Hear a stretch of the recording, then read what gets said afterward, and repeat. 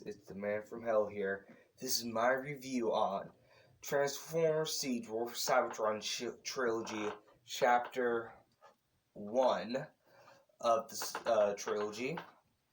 And if you haven't seen the show yet, leave now, because I'm talking about spoilers, alright? Spoiler alert right now. I'm going to be talking about spoilers, so leave if you haven't seen the show. I'm just going to be waiting for everyone to leave that haven't seen the show yet. Okay. First of all, let's talk about the bad things, because it wouldn't be a review without talking about the bad things. I feel like one of the most things that people are probably going to be complaining about is that they look like they're toys. Like they have kibble and all that stuff in the back and all that stuff. And for me, it used to bother me, but when I watched the show, like, you get used to it. Like, you barely notice it. Like, it's really not that bad. Like, it doesn't break the show or anything like that. It's not that bad. So, I don't feel like why people complain about it. Like, once you watch the show, you're going to get used to it. I promise you that. I guess another thing that's bad is, I'm actually trying to think right now if there's any other bad things. I guess the story, the Allspark, because they've been using that kind of story for a while now, but at the same time, it's kind of different, so I guess that's not really a bad thing. The good things about it, it's very G1. They mention Alphatron in there many times. It's dark. I feel like this might be more serious and a little bit and more dark than Transformers Prime. Like, honestly, that's what I feel like.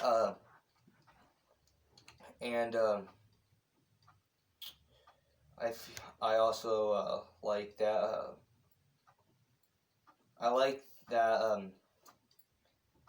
There's no filler episodes in there.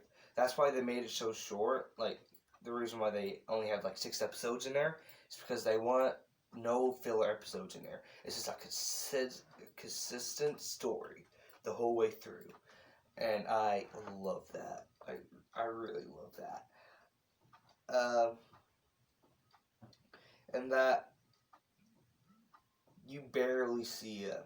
And another thing is that, like I said, kind of like I said about how it's like very serious and dark, there's not a lot of happiness in there.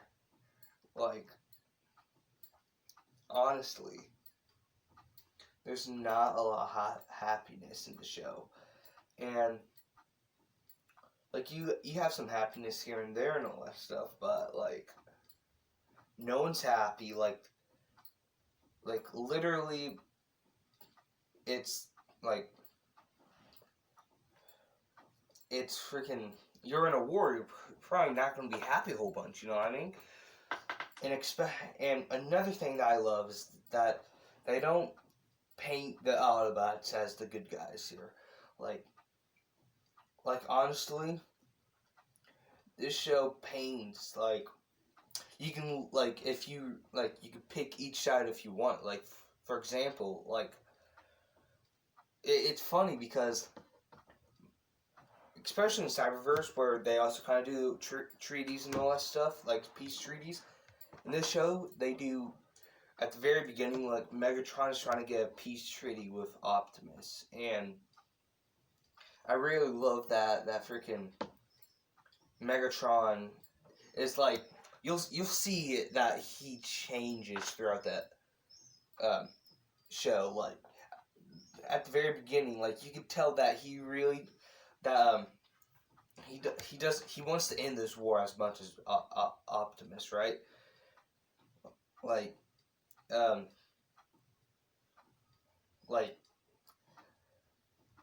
especially when Optimus Prime refuses the peace treaty, that kind of got me there. Like, I feel like that's gonna, like, I like that freaking the show kind of, like, doesn't paint the Autobots, the good guys, and Decepticons as bad guys at first. They paint both of them as factions where they both have their good things and their bad things. Like, especially in the trailers when Bumblebee is like, oh, you just want to win the war, you don't want to, and all that stuff, right? Literally, you get that feeling at first. I got that feeling that Optimus, and especially Optimus, at first, I feel like, that he wants to win, they both want to win the war. And throughout the series, then you'll start getting, then they start painting the Decepticons as bad guys, and then as the good guys, especially when when Ultra Magnus betrays Optimus, goes to the Decepticons, surrenders, tries to talk to Megatron and all that stuff, and then he gets arrested. I mean, he's already arrested. Then he gets put into a jail cell.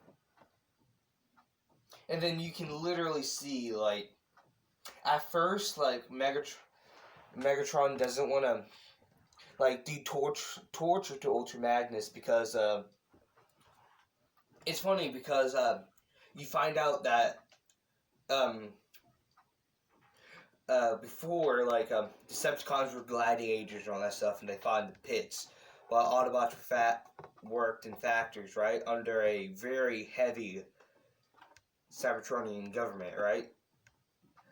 And then, Alpha Trion decided to rebel against them, and then literally, it was Alpha Trion, Optimus Prime, Ultra Magnus, and Megatron who led the fight, right? Ultra Magnus and Megatron kind of seem like real close. Like, literally, I only seen the show once, but I'm pretty sure Ultra Magnus literally he does. He calls Megatron brother because they find, like, this big battle against the government and all that crap, and many people died. Many Autobots and Decepticons died in there. But yeah, I love that concept that at first Megatron doesn't want to hurt him because freaking he's basically like his brother, but then he realizes, then he decides to freaking just start torturing Ultra Magnus. And then freaking, I like that freaking, when Ultra Magnus said that he would lead them to the Autobot base, he tricks them, and then freaking he would rather die than freaking show Megatron where the Autobots are, and freaking yeah, that's when Ultra Magnus died, and that got me right here, man. I was like, oh my god, they just killed Ultra Magnus, like, Jesus Christ, right? And then freaking, I like at first freaking Jet fires a Decepticon, and then he changes into an Autobot. Same thing with Impactor. He's first a Decepticon, and then Ratchet saves him. You see, another thing that I like about this is that some characters are not Autobot. Don't have a side. Bumblebee doesn't have a side. Ratchet doesn't have a side either.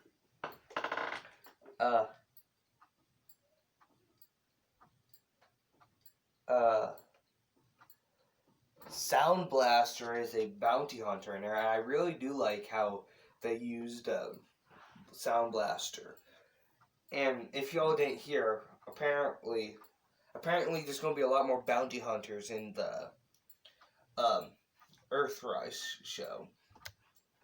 But yeah, I like what they did with Sound Blaster. I like that freaking. I like I said before, I like the concept of, like, now all Transformers are on each side. Of course, eventually, Bumblebee does join the Autobots. And Impactor does, like, kind of lead the Decepticons. And then, like, he's basically on his own. He's with Ratchet, right? Because Ratchet saved him and all this stuff and fixed him. He decides to leave the Decepticons, and you can tell that he's kind of more on the Autobot side, but not really. Kind of like Ratchet. And I like that freaking Impactor sacrifices himself for a Ratchet. I like that. That kind of completes his story arc. At first he's just a ruthless Decepticon, but then at the very end he saves someone's life. Like I like that his story arc. I also like Alita 1 and how she's handled in the story. That she's kind of with Optimus, but not really. And I really love how they handled Omega Supreme at the very last freaking scene. That literally made me at that moment that made me felt like that was like the end game, like Avengers end game for freaking Transformers right there, in my opinion. I feel like freaking when Omega Supreme just burst out the freaking space bridge area. I like that. I really love that. And I also love at the very end how they freaking that they put in freaking Astro Train in there. I feel like that not a lot of people notice that freaking Astro Train shows up at the very end too, when they're attacking the Ark. But then the Ark like turns on and like basically it destroys all the Decepticons that were in that area. I'm not sure if Astro Train's dead, but I feel like he's probably dead. But at the same time, he also got himself a toy for Earthrise, so who knows? He might not be dead. Another thing is that I heard people complaining about Shockwave's voice being so like that weird voice, right? But you get used to it. Like I said about the designs, is basically the same thing like that. You get used to it. But alright, this thing's been going on. I've been going on for 12 minutes. I'm just gonna end it off of how I feel about it. I love the show. I feel like this is probably one of the best Transformers shows that you can possibly watch. Yeah, it's short, but it's short for a good reason. It's amazing. If you haven't watched it, you have to watch it. It's amazing. I can't wait for the freaking Earthrise. And not too long ago, there's a leak about what the third chapter is for this War for Cybertron trilogy, and its kingdom is going to have like the freaking Predacons and freaking oh god, Maximals. They're going to have those guys in there. I can't wait for that. I really can't wait for that. This is probably going to be like I think other than Beast Wars and like Beast Machines and all that stuff and the Japanese show that came out, this is probably going to be like the new, other than those shows, this is the first show that they're in. Like, yeah, Cheetor was in the freaking Cyberverse, but he wasn't really handled as a Maximal, I guess. Either way, I can't wait for Earthrise and Kingdom. I can't wait for them. I hope you all like my review. If you don't know, I just started a Discord. My Discord name's going to be right there. And I just downloaded Twitch, so I have a Twitch channel now. So there's my Twitch right there. So yeah, hopefully you follow me on there. I haven't done any live streams there yet, but I am going to do a live stream pretty soon. But yeah, that's basically it. So if you like this video, please hit that like button if you haven't already. Yeah, if you haven't subbed to me already, go go subscribe to me and hit that bell icon if you want to get notice for all my new videos that come out. And go follow me on Instagram and Twitter and Discord and Twitch. And that's basically it. This has been the man from hell. Peace.